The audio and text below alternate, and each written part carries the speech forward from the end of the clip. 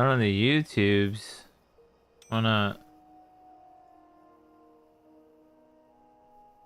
Okay, there we go. There we go.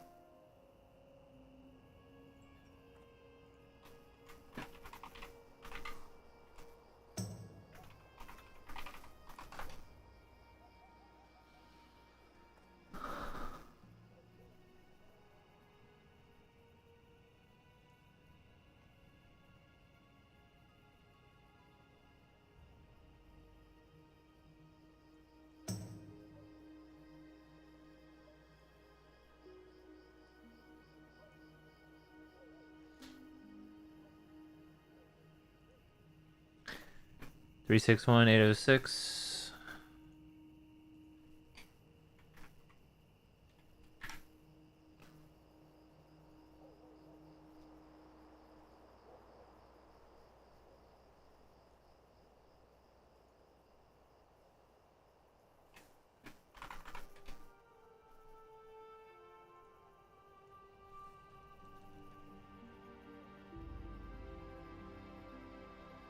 Test.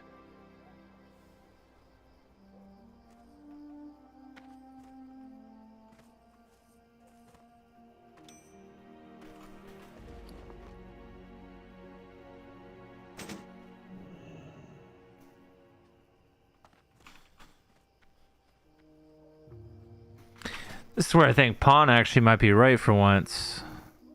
And not Zygor. Alright. It's good. Actually glad I did that then. Mark my words, you won't find faster griffins anywhere in the Eastern Kingdoms than the ones right here in Thelsamar. Thelsamar.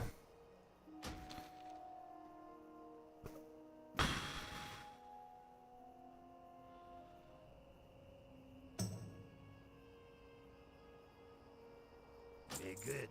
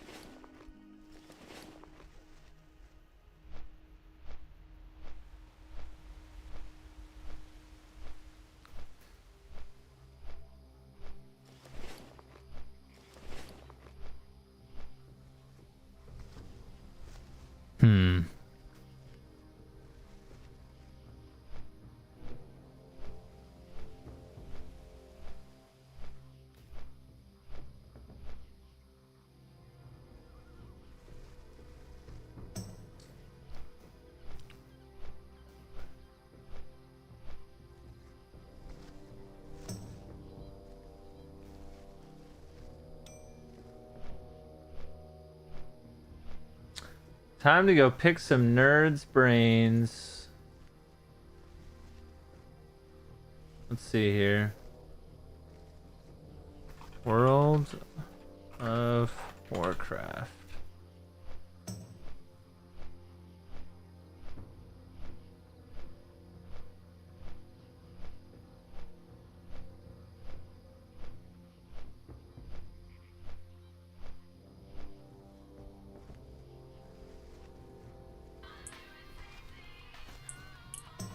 Yo. What would you say is more efficient?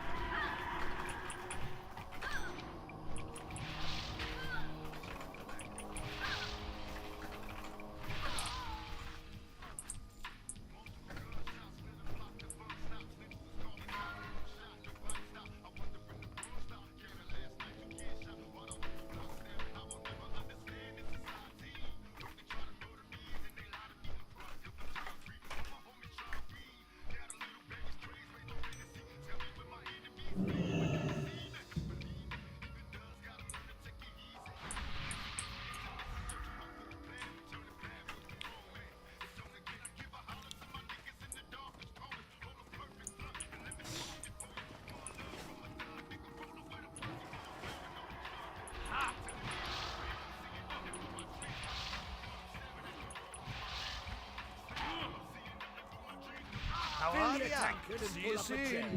We've stories to tell and kegs to empty.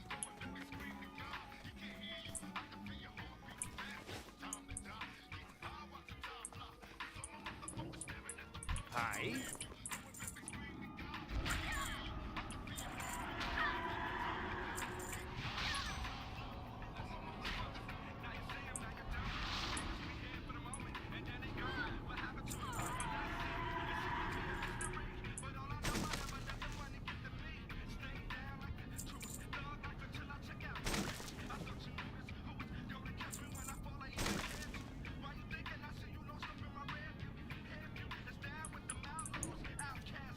Watch your back.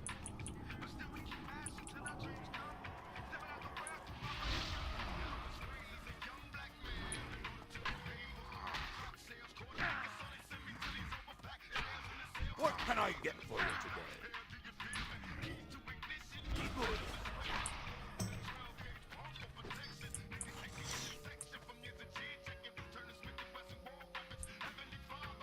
Bro, answer my question, you fucking weirdo.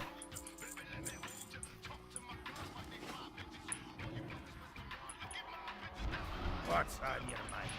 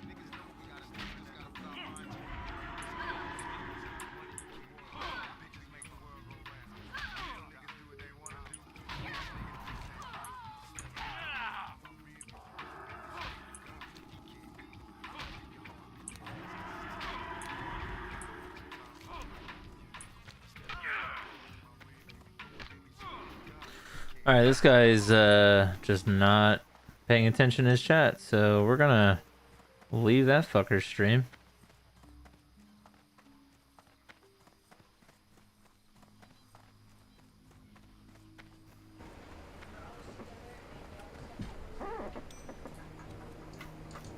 Kazoo? Not sure if he has experience or if he is hearing what I'm saying. But anyway, so you're gonna stack in triangles, in a triangle essentially. So tank is alone, but for the other 2 points, you can stack 2 people. Because we have, let's see here, we have 1, 2, 3, 4, 5 melee essentially. So we're gonna have tank in one spot and then 2 people on the other 2 spots. So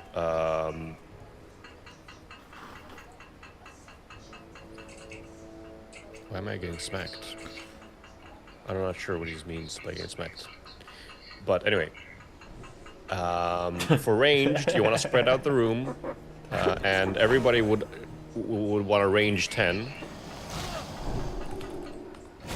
And just try not to stay close to another, because he does drop some nasty stuff. For melee, you want to interrupt his... So all of the DKs and try to interrupt his frostbolts when he casts them. He will also occasionally spawn or create a red fissure, which looks like a red fence that kind of rotates around in a circle. If you stand in that, you will die, so step out of that. Yeah, with 3 DKs it should be enough for everyone. Yeah, You don't know. should be pretty straightforward. I'll try to keep an eye out on the fissures. At what is it, 30-40%? Ads will spawn. 40%, thank you. The ads will spawn, and the off tank will have to pick them up. And that's also where you want to hero. Question here. You just tank the ads like away from the boss. Yeah. Good point. Okay, gotcha. Do we think triple healing this is better, or should I stay DPS? The DPS, because it'll think take DPS, forever to get it down. Okay. I'm just wondering about the ads phase, mainly. That should be okay. Okay, cool. In that case, ready, check, and let's go. Cool. I'll try to call out things as we go. And try to keep people aware of the fissures. Cool, let's go. Everybody inside the room, yep. Oh god. I'm going to die 7 times here.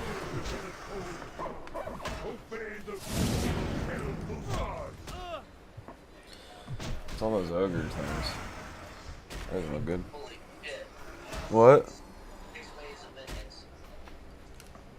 Oh. Oh, here comes So now one these skeleton. skeletons up and A-bombs are gonna come in from the sides.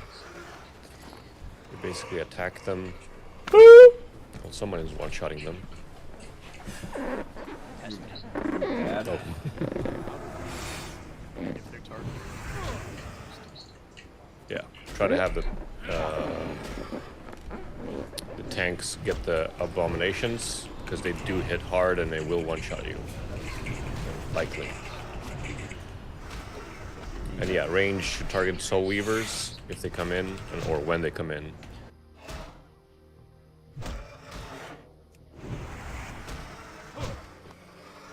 Yeah, we've talked to that guy, the one down by the beetle or whatever.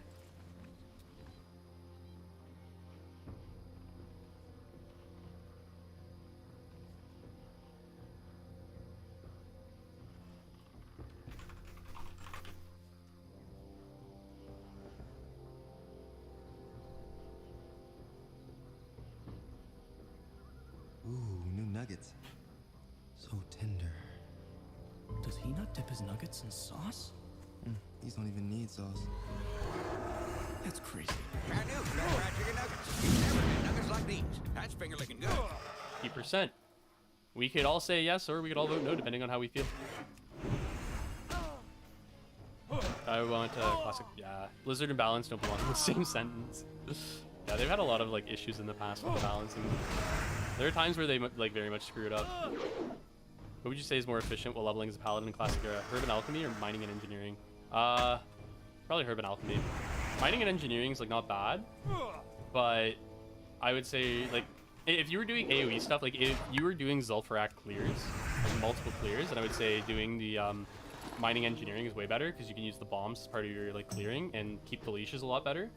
But I believe in alchemy and herbing as like being superior in terms of like speed, not necessarily safety. You know, the only time I really feel like you get a decent safety thing is you get a really early swiftness pot recipe, and then I think you have like a lot of safety added through that. But outside of that, I think it's usually alchemy is the faster way to go, and mining engineering is the safer way to go. So, personally, on this paladin, I'd probably go alchemy. While his player base is too trolly, then faction versus faction makes it not as simple as OSRS. That's true too. They could go about it different ways, though. Like, there's a lot of options. It's just whether they think of them or offer them to us, right? Ultimately, at the end of the day, they could just decide that they're going to take the reins and just start... Oh, okay, that spawned instantly. They're just going to start giving us Classic Plus content, whether we like it or not. Or they could just never do it, right? It's entirely in their control. Wasn't Cataclysm leveling the result of listening to the player base too much? A lot of people complained that the leveling was too tedious at the time. Yeah, I can see that. I don't remember how it was back then. Like, I know what Cataclysm leveling was like, and I remember doing this version of leveling. It seems like that's probably how it got there, because like you look at how the player base is right now with Wrath leveling, and they don't seem to like it. Right? I come back and level here. I could do hardcore on Wrath, but I don't enjoy Wrath leveling as much as I enjoy this leveling, even with all the quality of life improvements, right? We have the XP bonuses, we have better kits, right? There are much more viable ways to level. Still, I prefer leveling in this version of the game, and I think, yeah, Kata was a big change for how leveling worked, and I still enjoyed leveling at that point, but I know that there were people that, like, especially the classic player base, aren't going to enjoy it as much. There are a lot of items that you can get to ranged pull mobs, so even bombs are not crazy. That's true too. Yeah, you can use bombs to do split pulls and stuff. Like, it can help with some things. What makes more gold between the two setups while leveling in endgame? Depends on the endgame, and like, engineering is not a great money maker. Mining can make some money. If you're in an endgame like non-hardcore, alchemy is usually the better option for making gold. In almost every version of the game, because flasks are usually like a hot selling item, so you know they're just like, you put them on the auction house, they're gone, they're instantly bought, stuff like that. But engineering has a couple uses and a couple items that people would purchase, but they're usually just not as like easy going or worth as much. So I think through most of the like majority of the game, it's always been like NG and mining are lesser than herb alchemy.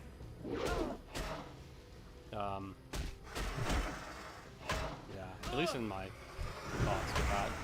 Bassimon123, thank you for the follow, really appreciate that. This thing is pranking me. I am like slowly dying. I gotta keep my health up. Honestly, a lazy but efficient way would be to take TW's work they already did and put it into the quality of it. Yeah, I think if they were going to do that, they could probably put that, like, if they wanted to go the best way, they look at what TW's done, like Turtle WoW, and then they do a player vote on it. Oh, look at it, Essence of Fire. Wouldn't that be cool? Yeah, put it to a player vote, because I'm sure there's still some things, even in Turtle WoW, that like, maybe the player base as a whole doesn't necessarily want. I know that they've done a lot of work, and people really appreciate it, but, you know, ultimately, you never know. There are going to be some people that really enjoy that kind of stuff, and some people that would say, like, you know, Crusader Strike isn't true to what vanilla Paladin is, don't want it, and so leave it to the player base to look into something like that. Me? Crusader Strike? Feel free to give me Crusader Strike. I would love a Crusader Strike. You know what? Divine Storm? Throw that in there too. Crazy cool. But yeah, there are a bunch of players that probably wouldn't want that. Let them vote. Blizzard is great at stealing other people's ideas and perfecting it. Yeah, they were good at that. Same with Riot. Like, they're very good at, like, taking other people's ideas and doing, like, running with them, and cause they have the bigger, you know, they have more money for it.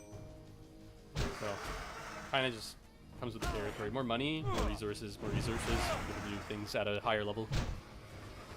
Cargos yesterday was saying on Bobka's stream that it would be interesting to do a hardcore run in the revamped world if Blizz released Kata Classic. Do you agree? Interesting to do a hardcore run in the revamped world. Yeah. I'm in the same boat with, like, Wrath. I don't particularly like Wrath leveling, but I do plan on doing a hardcore run of Wrath at some point. You know, I would love to kind of do all the different versions of WoW and see what it's like, the different versions of hardcore. You know, you could have unexpected things where maybe Kata is like a really cool version. I swear I will never do Vashir again, but maybe Vashir's a great hardcore experience. I think it's always worth going in and testing, and then maybe you find out it's not so great, and then it's just like, all right, you know, lost a little bit of time, but ultimately, you know, figured out I do or do not like it. Love the stream, dude. Nice chill talk. Yo, thanks. I really appreciate that, man. I think we all know Rip Paladins need some love and vanilla. Yeah, straight up, man. Look at this. I've been in combat with this thing for like a minute already. I am just auto-attacking. What is my weapon skill at? Oh, okay. It's a little low. Maybe that's why. I think I switched back to the sword for now. I'm kind of getting crushed by this dude. I think we stick with sword for the rest of this. I'm like dying to these guys.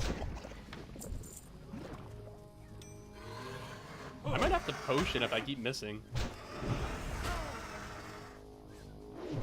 Holy. This has been rough. Yeah. You're literally told healer don't play at 60 as a paladin. Yeah, that's true. Like, in terms of PvE, yeah, the healing is big. You can have some rep paladins, because ultimately, like, you need the buffs from rep paladins, right? Like, you add that into the equation of the range. Are they the preferred class? No, but, you know, eventually you want to have a little bit of diversity in your classes just so you can gear more efficiently your raid, right? They're finding PvP. Not every class needs to be viable in every part of the game, coming from someone who enjoys rep prot. Yeah, but I think, like, I don't know. I think having them viable in every, like, not you know, be number 1 in every portion of the game, but like usable in each portion of the game. Like I'd say they're usable in this version, but a quality of life wouldn't be bad for them. But I think it's better for the health of the game that they're usable. Like, you know, you have like Shadow Priest, and Shadow Priest in this version of the game is also pretty bad. And I think them being like usable in PvE is better for the longevity. So eventually you got, you know, Shadow Priest players are like me. On retail, I was a big Shadow Priest player. I will not touch the class back here because I know how bad it is. You can have one swing Nightfall and give out the final pally buff there. That's about it, yeah. Hardcore EU guild has a red paladin in the raid, I think, yeah. As I said, it's like, one of the things I will always say about hardcore WoW is that it honestly invites a lot of different classes the opportunity to get in. Because the problem with the hardcore, you know, raiding is that you need 40 people. If somebody dies, you may not have the option of the most optimal class to come sub in, right? You can't just like if you're waiting for the optimal setup for raiding and all that stuff, it may not happen because, as like Matthews was saying earlier, the horde side, they have some people unfortunately dying. And if it's like, you know, your warriors, which are what people would prefer to have the most of, are the ones dying, then you may never have enough warriors, or it may take so long that some people lose interest. And it's just like a revolving door of atrophy. There's a way to get up this, and I am blanking on it. Why am I doing this so badly?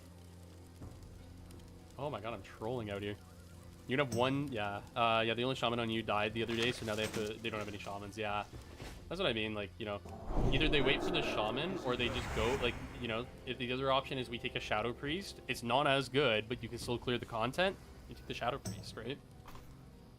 If the difference is, like, we'll straight up wipe without the shaman, then yeah, you wouldn't go in, but ultimately, if it's just less efficient, but should be totally fine in terms of, like, your character's not dying, then you just go with what you can. That's like kind of the nice part about hardcore is that, you know, there's always a meta to this stuff, but sometimes the meta doesn't work as easily. In in non-hardcore, you can just wait. Eventually you'll have enough of whatever you want, right? You can always be building toward the meta in softcore is I guess what it is. I definitely don't want Ret to be made top or even top 5, but it feels good to know that you're brought more than a blessing or your cool attitude. Yeah. Dude, Ret is a state of mind. I love Ret. Ret is so funny. If you played through vanilla as a Ret paladin, you were committed to the class. You are a pink class enjoyer. Oh, it's so funny.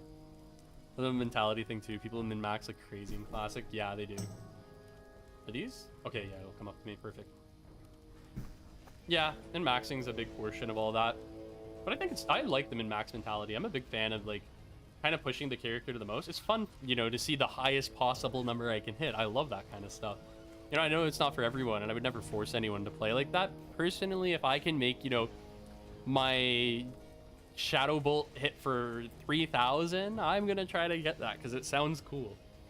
Easiest and best PvP class with the least gear dependency in vanilla era, in your opinion? 100% Mage. Mage has so much utility and so many, like, just, like, easy matchups that it is by far like the best in terms of PvP. You know, you see videos every so often of like a rank 14 warrior losing to like a naked frost mage. It's just because they're so powerful. They have so much CC and crowd control in fights that it's like it's hard. Like realistically, you know, a naked mage could get one shot, but they have a shield. They have 2 shields on top of everything. Oh right, this guy's Scorch. I gotta run away. I gotta pull him out of the lava, otherwise I'm just gonna die. Get out of the pit. Yes, let's go. I like it when it's optional. I always try to min-max, but doing it or not playing is painful to see. Yeah. And it's all about like how you want to play the game, right? Decided doing a little challenge on the next character. We're gonna do Elemental Community Shaman.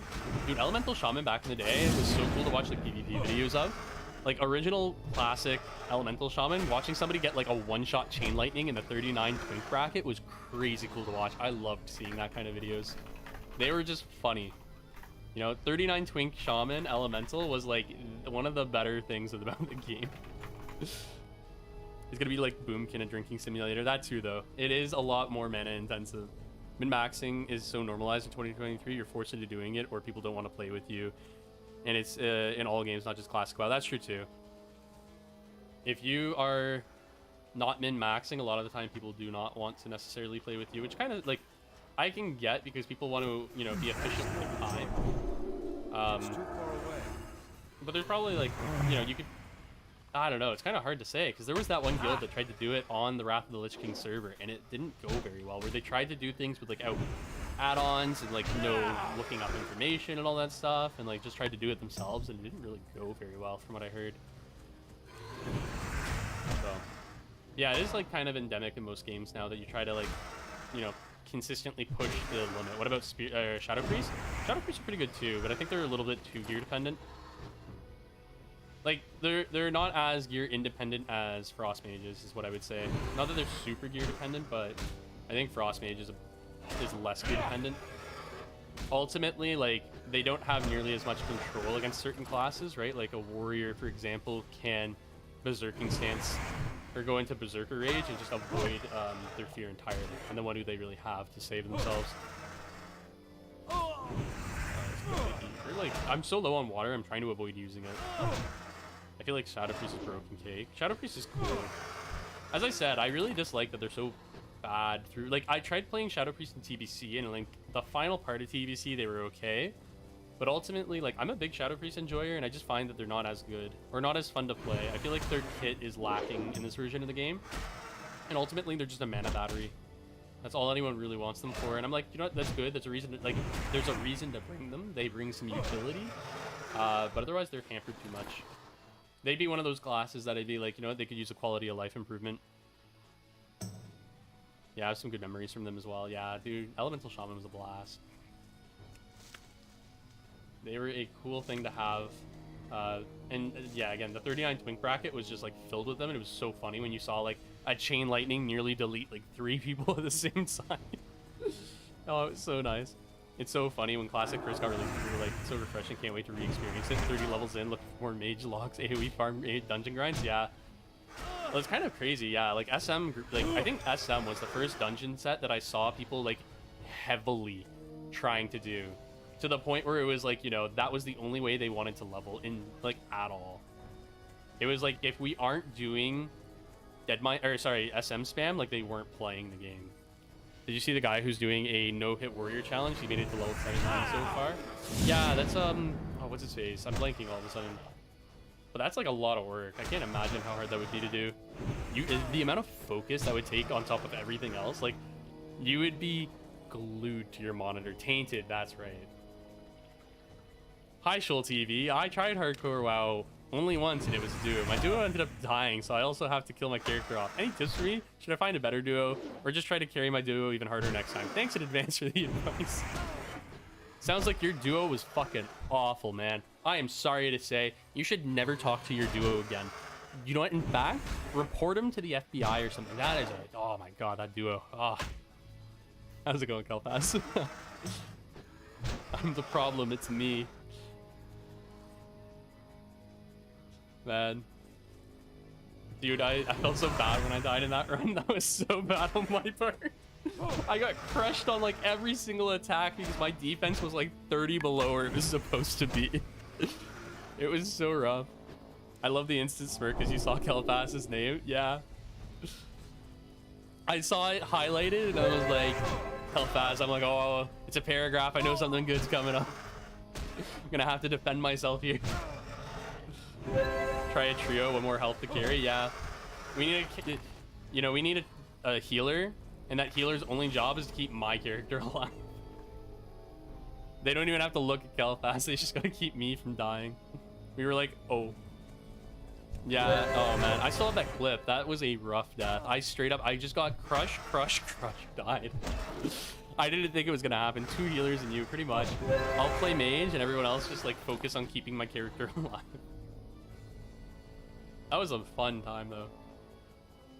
But yeah, I kind of just like, we straight up, I opted us out of doing a quest because I was taking too much damage and it was like super contested, just to run into a mob and instantly get killed for it. I think Prot Pally Mage Disc Priest trio could be a lot of fun. You can do some crazy AoE farming. Yeah. Man, my biggest problem with Mage in any group is that it's always going to be less efficient.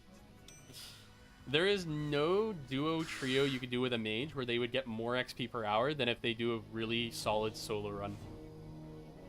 I think they're there to, at that point, kind of help out every other class if they're in a duo or a trio. That's at least my like thought behind it. Because I watch Tommy and like he does his AoE mage run, and provided he's not, you know, killing his character every 6 levels or something, when he's at like a high level and he's like really smoothly running through it, I'm like, nobody's gonna make him do this more efficiently. This is maybe we got pots.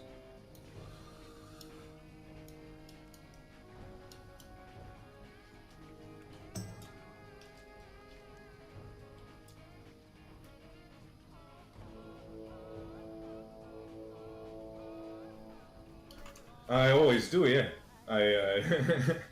The thing I do it for is the hardcore server is the only server where it can be PvP flagged in front of a raid and they don't kill you.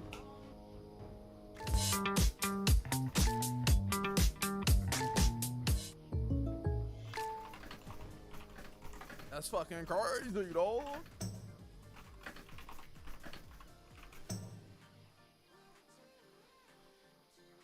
You can only...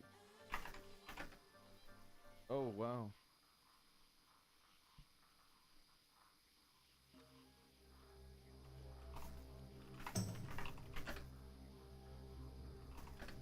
That's awesome. You got what I'm going... I'm trying to get, partner. That's what I'm going for. You got what I want. I need that shit so I can get 70% instead of 50%.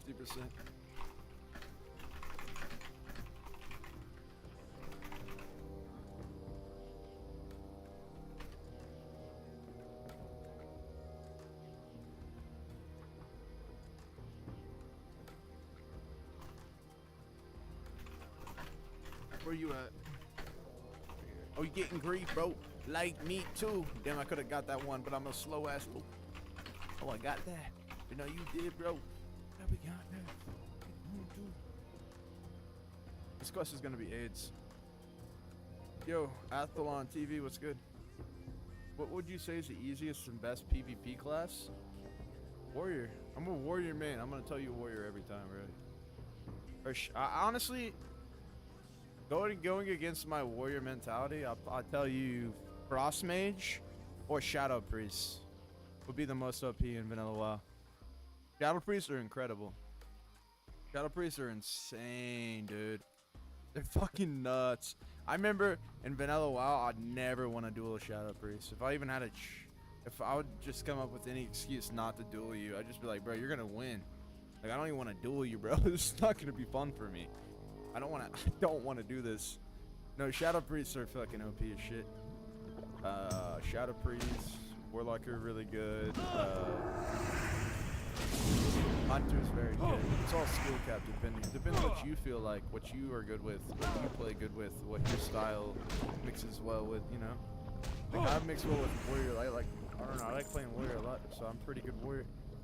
And I could probably beat the average mage or beat the average priest. I could probably beat the average hunter.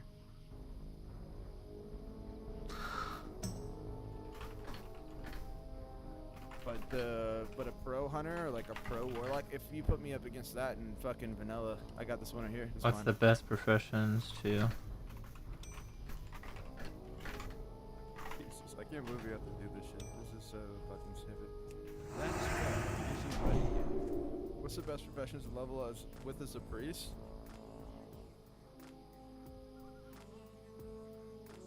I'd say engineering or alchemy, herbalism, alchemy, or mining and engineering.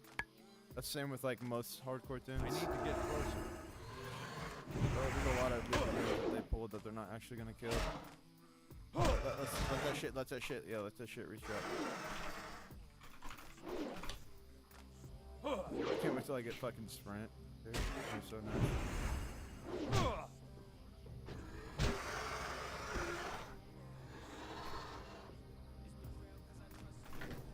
Oh, non-hardcore. Taylor enchanting probably would be pretty good. You could be an enchanter and you could be a tailor and you could enchant people's gear and you could make a lot of money doing that and making stuff and doing all kinds of stuff like that. Nice, good job. I'm gonna get one here too. Got that.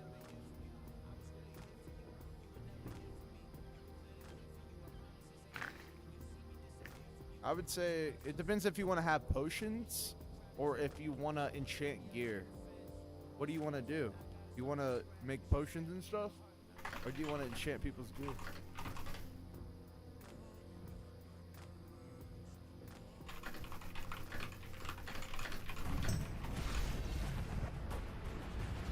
Right on time.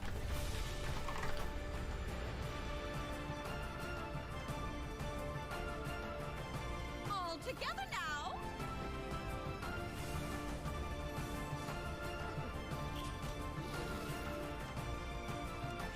Unlimited power! In darkness, there is hope.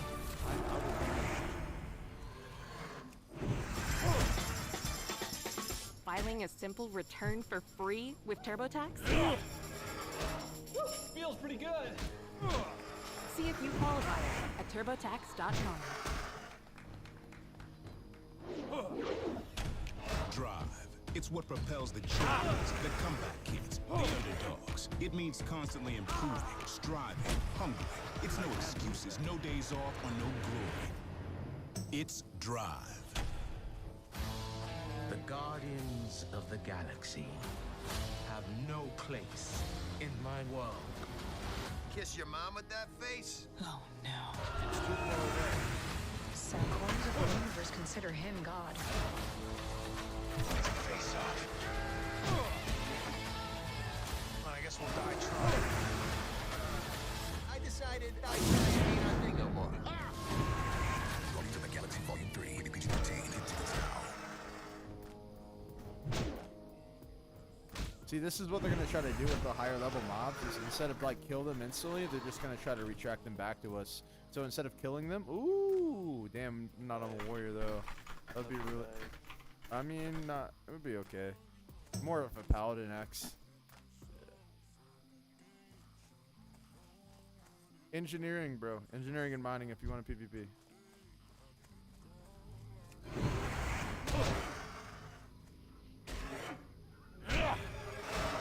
Engineering 100% is gonna go up.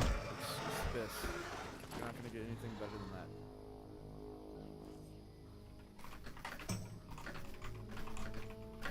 And you can make money leveling regular. You can make money mining thorium. You can make money mining thorium. You get high level nodes in the game. You can make money doing that. You can make a lot of money doing that. It's actually one of the best ways to make gold. So you're not only OP in PvP, but when you get to max level, you have like, not even max level, but when you get to like max profession level in mining, you're gonna have like a great way to generate gold. That's it. Especially when a lot of people aren't mining and a lot of people aren't farming these materials, and you'll be maybe one of the only people doing it. You'll be feeding into an economy that needs these materials so much, so you'll be making a lot of gold. You're feeding a starving community.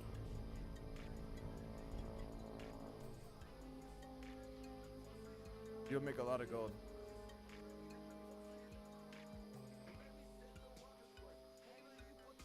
It's for you.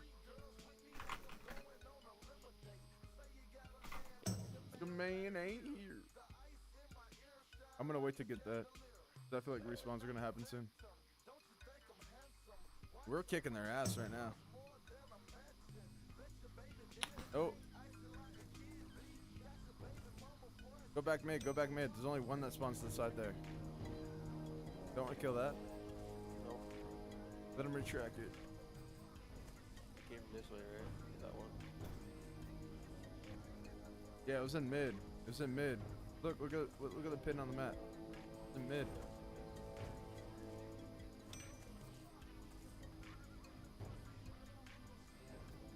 Got hit. Ooh, almost had that one. Ooh. Retract this one. Yeah, try. We got it. We got it. The limbo.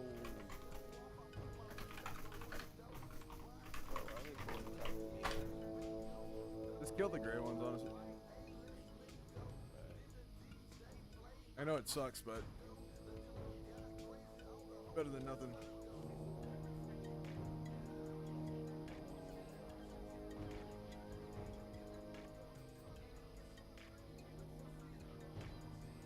You get some brain in the front seat of the Hummer.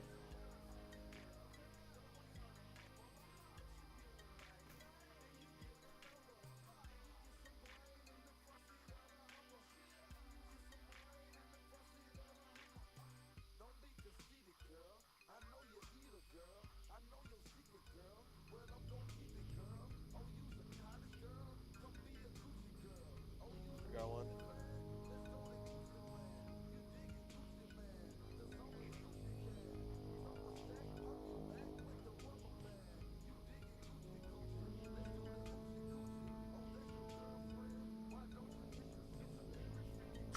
Most would at least not lazy and prep their bags, do farming. Sacking an entire production slot for a repair bot is insane. Need any professions to AoE farm if you're going to be making. Damn, y'all. Why did I pump that? Yeah, I picked the... I wonder who the fuck she's talking about when she says gray. Talking about Unmentioned disenchanting. Too slow. Got one. I have no idea. I got one on me. Fuck it.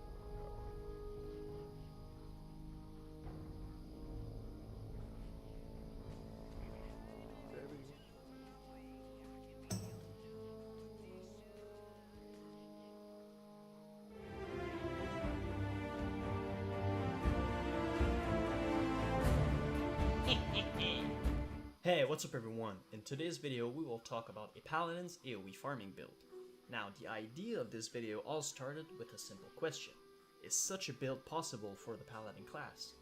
So I did some research around the web and I worked with the talent calculator and the database to see if it could be possible. Now I must say that Kargoz's video on the Paladin Warlock dual leveling comp was a lot of help, and it sparked the idea in my head, and it also focused my research on a build that would be built around the damage attack. Afterwards I gathered all the elements together and started doing some testing on this interesting new build. What I found out is quite surprising. So in this video we will start with the build itself in the talent calculator as it all starts there, and then we will go over the items that complement the build, and we'll discuss which items are mandatory and those that are more optional. We will also go over different sets of gears that you can use to make this build viable, with the first one being an entry level set of gears that is going to be pretty much only pre-read best in slots that is easily obtained, and then a second one that is garnished one that will require more time to build, but that will yield much more rewards.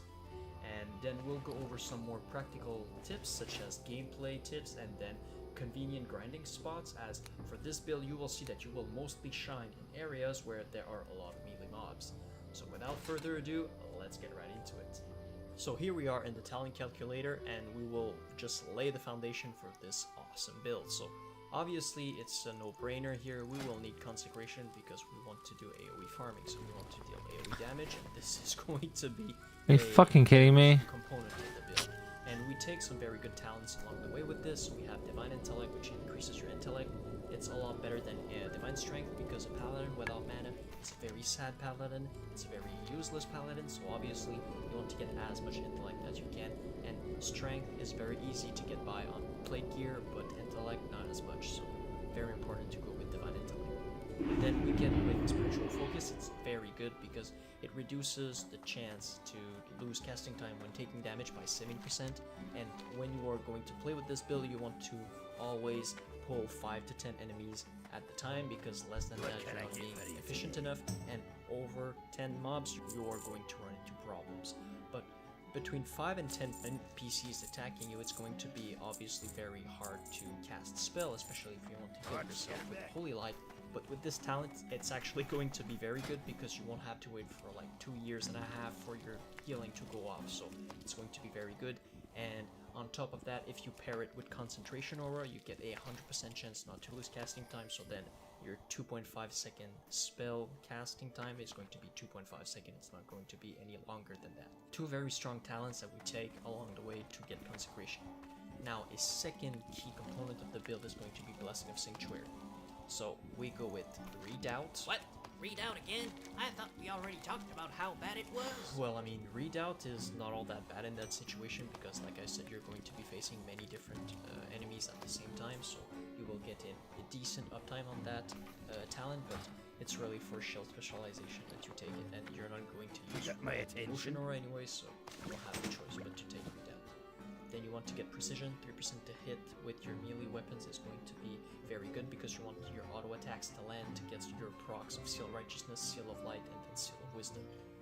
Then Guardian's Favor, I'm a big advocate of that talent, but if you don't like it, you can put the points somewhere else, but relying on a 3-minute cooldown for your Blessing of Protection is going to be a lot better than relying on a 5-minute cooldown because, you know, it's one of your many shit buttons, and you want to get it as low of a cooldown as possible. Then we get 4 out of 5 toughness points because we want to get added armor, obviously. How long would you like to fly to? Self-explanatory. Then 3 out of 3 shield specialization, more damage absorbed when you block. Self-explanatory as well. Reduced cooldown on your Hammer of Justice, just to be able to rely on your CC more often. It can be the difference between you dying and you surviving a pull, especially if you ass-pull by accident or something. And then Blessing of Sanctuary. People seem to forget how good that one is. Yes, people tend to forget it. Well, it's not necessarily that they tend to forget it, but I think it's too deep into themselves by attacking. So that's it for the build itself. Now let's go into the stat priority before jumping into what gears that you can take to make this build work. I mean, first and foremost, it's not a very big surprise here. It's going to be stamina for surviving the onslaught. You're gonna be attacking a lot of people at the same time, so you want to be able to have a large enough health pool so that you can actually make it work. Yeah, and you never know when a rogue is going to try to screw up your day, so always be prepared. Yes, absolutely. Always be prepared to be ganked by a rogue, but as well, the grinding spots that I'm going to show you a little bit later on in this video are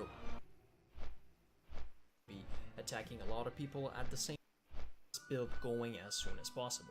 Alright, now, so let's talk about what types of gears can you expect to be wearing if you want to make this build work.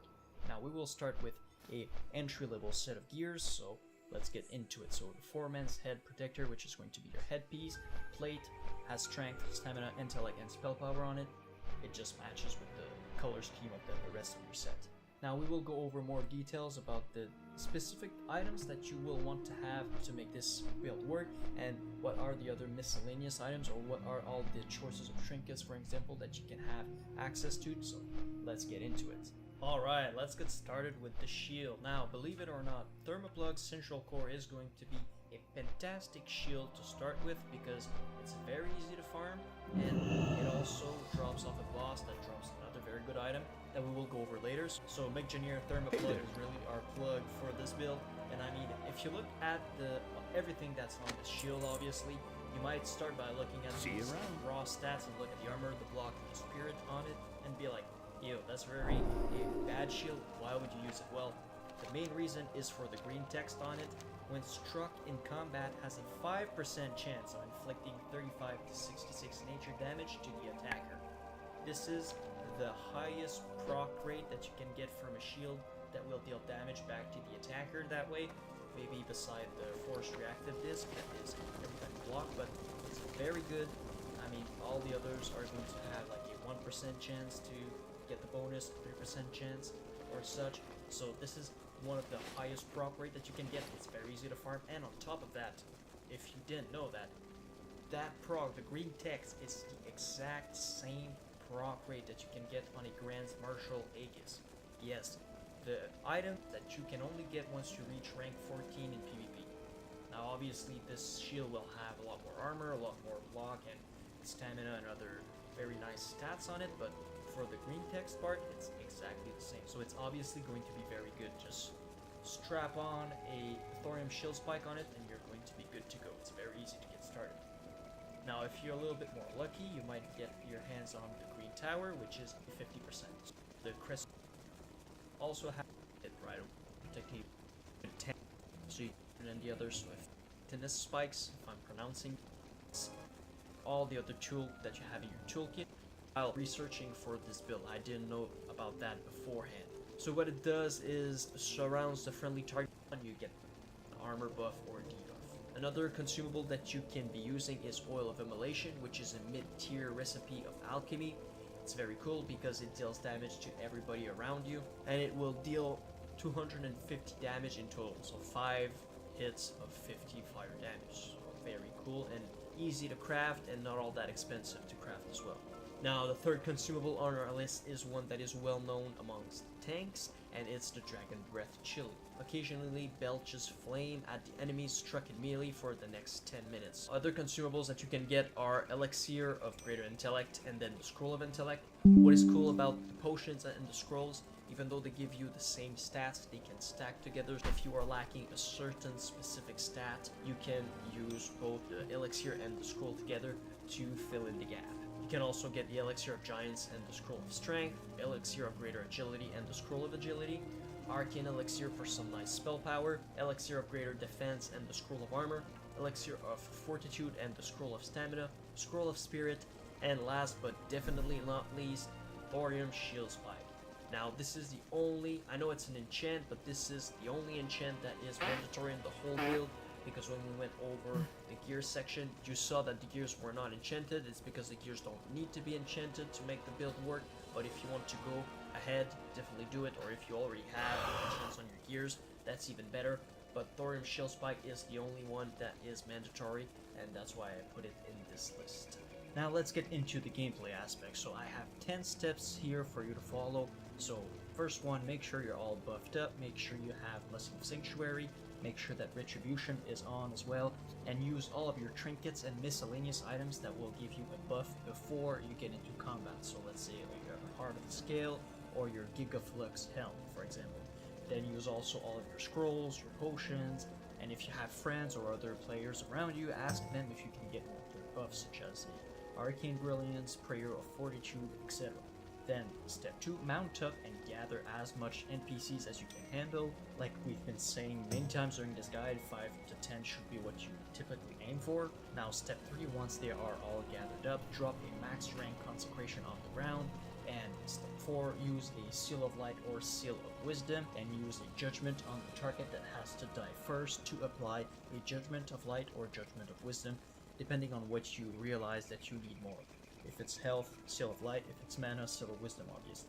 Then step 5, reapply another seal. This time it can be, again, Seal of Light or Seal of Wisdom, or Seal of Righteousness. Then step 6, it's going to use your unused trinkets, such as your Rammstein's Lightning Bolts, and consumables if needed, such as an Oil of Immolation. Then step 7, heal if necessary. If you are fighting 5 to 7 mobs, you shouldn't need to switch to Concentration Aura, but if you're fighting more than that, 7 to 10 or maybe a little bit more, you probably need to switch to Concentration Aura that way, because you're going to take a lot of pushback otherwise. Then step 8 is to reapply your seals and your judgments as needed. This is what you will be doing all the time throughout the fights. Then step 9 is going to drink and eat after each pull. And then step 10, rinse and repeat. There you go. So these are the 10 easy steps that you can follow to make this build work like a charm. Alright, so now let's go over some grinding spots that you can go to with this build. So you'll want to focus on areas with a lot of melee NPCs, obviously, as you want to maximize the efficiency of your Blessing of Sanctuary. Blessing of Sanctuary is great against multiple smaller hits, like we've been saying all this guide, but spells take much longer to cast and hit you way harder. So if you pull casters along with melee NPCs, what's going to happen is that all the melee NPCs are going to follow you and stay in melee range, but the casters will cast from afar and will only get in melee range once they have run out of mana. So to save you some time, I made a list of some great farming spots for you. So we'll start in the Western Plagueland, and just for the sake of comparison, I have spots that are very nice, some others that are quite nice, and one that is very, I don't want to say bad, but it's one that you should go to only if all else fails, and if you really don't have anywhere else to go because everything else is contested. So the first one, with only one little smiley face, is the Weeping Cave. What can you expect to fight there? Rotting behemoths, decaying horrors, and the husk, which is a rare. And what can you get? Gold, Heart of the Wild, Major Healing Potion, and Living Essence is what you will get most of the time. And that's the most important loot. Obviously, you can get some other stuff that are quite bad. And the problem with this grinding spot is that it's quite a small cave. I mean, it's a cave, so you can grind there quite peacefully because it's not a very well-known zone and there's not a lot of things to do there. So you will be able to grind quite peacefully, but I mean, to get there, you need to go through quite a lot of slime NPCs, and we all know that those drop very shitty loot. I mean, they can drop the oozing bag, but I think it's like less than 5% chance to drop, so it's really bad loot. And on top of that, if you go there for some gold per hour, you will be very disappointed. But still, I just wanted to give you an idea of what's the one little smiley face grinding spot. And then not too far from the Weeping Cave is the Northridge Lumber Camp, which is a 2 smiley face grinding spot. What will you be facing there? Scarlet Lumberjack and also Scarlet Knights, but you want to avoid those Knights as much as possible because they have a very nasty knockdown that will hurt your efficiency. But the Lumberjacks are very easy to fight, and there are quite a lot of those in this area. And what can you expect to get from this spot? Gold, lots of Mage Weave, some Rune Cloth, and Major Healing Potion. And the NPCs there are quite easy to fight, so that is why there's 2 smiley face for this. One spot that is 3 smiley face, which is where you will want to grind most of the time, is Sorrow Hill. What will you face there? Slavering Ghoul and Skeletal Flayers. What can you expect to get there? Gold, Rune Cloth, Major Healing Potion, and a lot of X built around AoE farm time, but they will still drop some very nice loot. So what can you expect to get there? Gold, I didn't know was so nice before I did this video. If you play on a PvE server, as this is the best case scenario, you don't have to worry about players of the other faction ganking you, and you can focus all of your attention on efficiency. Just be aware that the server... It is also rather easy to get started with, but I would personally advise you to wait until you have more gears to make it. You will face Winterfall, and we are already at the end of this guide, and I wanted to take some time to give you a little analysis of this build. So it was a lot of fun to play, and I must say that the results are quite surprising. I never thought to have this amount of success with such a build. Now, it won't turn you into an AoE farming monster that will be able to outclass mages, for example, but it's still able to pull its own weight. It is also rather easy to get started with, but I would personally advise you to wait until you have more gears to make it easier on you. Your tier 2 set is extremely versatile, which is why I advise you to wait. If you don't like the playstyle, for example, you can easily switch back to your healing spec or any other spec, and most of your gears will still be suited for the job, so use this to your advantage. If you're super excited to try this new build, then I definitely encourage you, but I think that with more gears, you will be able to maximize your time and effort, and you will put the odds in your favor if ever you are ganked. But I strongly advise you to try it if you play on a PvE server, as this is the best case scenario. You don't have to worry about players of the other faction ganking you, and you can focus all of your attention on efficiency.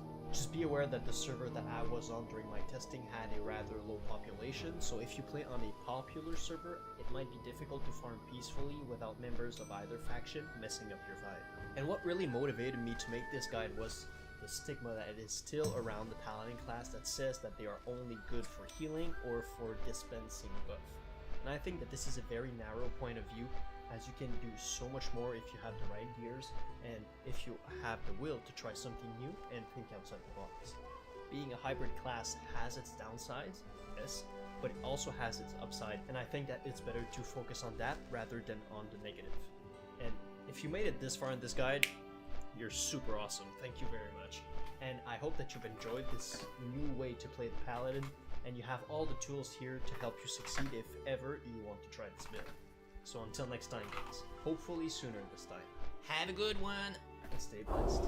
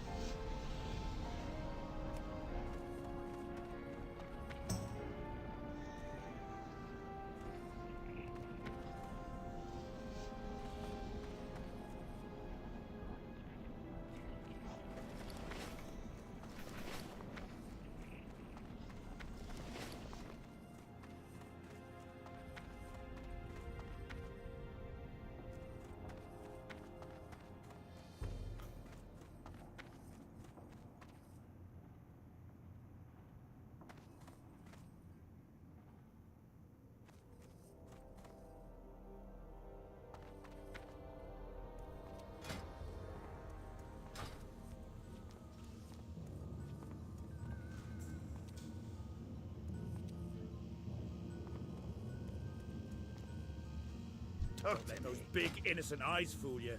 Tally's an expert, all right. I learn something new every day. Why do you think I'm here in Tinkertown? Do I look like an engineer to you? I didn't think so.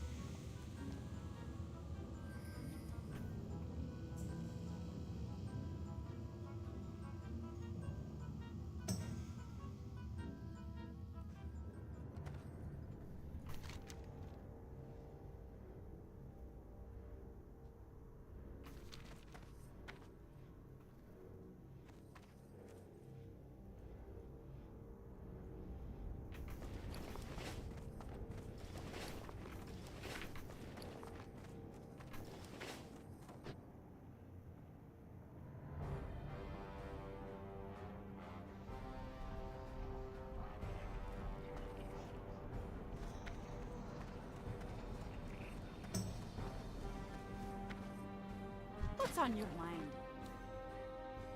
Watch your back. Great to meet you. Watch your back.